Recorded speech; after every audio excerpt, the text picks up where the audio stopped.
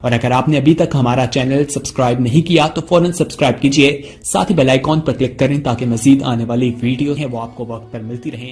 अल्लाह हाफिज। बेनाम सा ये दर्द ठहर क्यों नहीं जाता, जो बीत गया वो गुजर क्यों नहीं जाता। सब कुछ तो है, क्या ढूंढती रहती हैं निगाहें।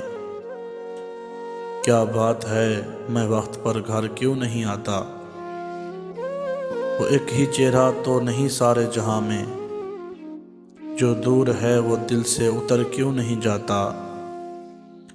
मैं अपनी ही उलझी हुई राहों का तमाशा, जाते हैं जिधर सब मैं उधर क्यों नहीं जाता।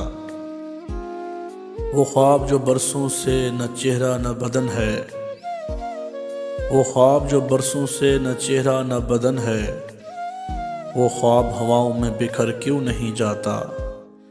वो ख्वाब हवाओं में बिखर क्यों नहीं जाता।